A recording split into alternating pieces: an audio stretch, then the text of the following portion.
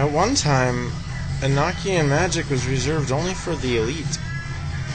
It has been greatly simplified for our purposes as it comes down through Merlyn's Magic and Arcanum, but it should not be used experimentally.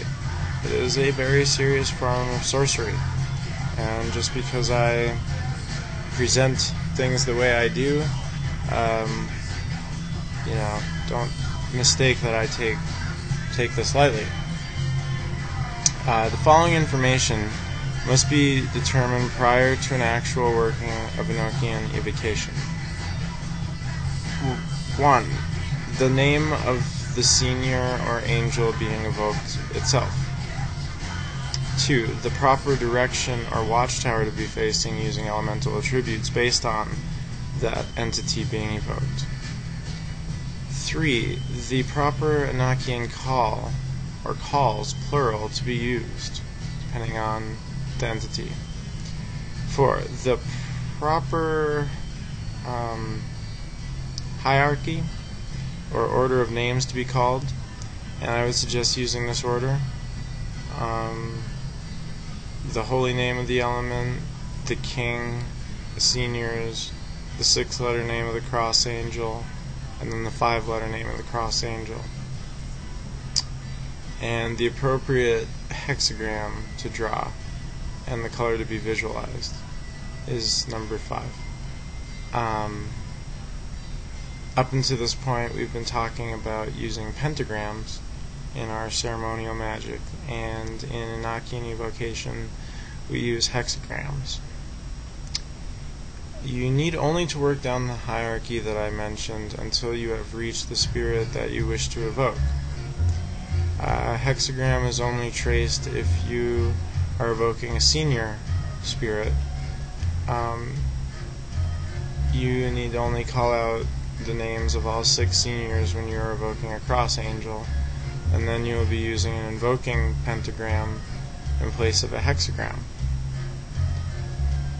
The manner of tracing hexagrams is similar to that we've described in prior lessons regarding the pentagrams. While the pentagrams were controlled elementally, the hexagrams are controlled by the planets. When we simplified for our purposes, the only pentagrams we've described thus far have been blue, protective, energetic, blue flame pentagrams. The hexagrams will be traced in various colors depending on the planetary association with it.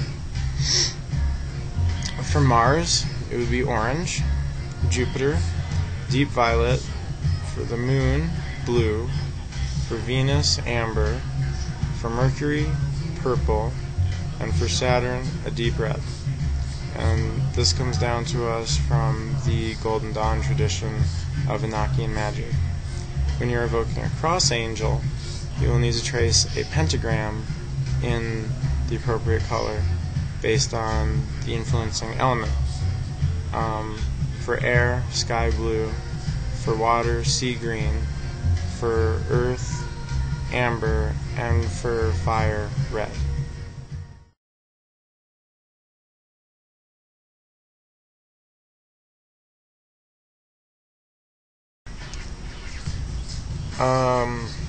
Once you've prepared all your preliminary information based on the hierarchic lists, you can perform the evocation. Steps are not all that complicated. First, perform the Watchtower ceremony, the instructions given in a prior lesson. Go to the appropriate direction. Trace the determined pentagram or hexagram. Remember, a senior requires 1 hexagram of the planet that he influences, or is influenced by. When you evoke kings, you must trace all 6 of the planetary hexagrams. Begin intoning the descending Enochian hierarchy of the appropriate element until you have reached the desired entity. Then repeat the name several times. When you call forth the king, you must intone each senior's name while intoning its corresponding hexagram. So make sure that all of it coincides synchronously. If the ritual has been successful, the entity's energy should be present. In some cases, with Ka vision or spirit vision, you can actually see the entity appear within the trace symbol, whether it's the pentagram or the hexagram.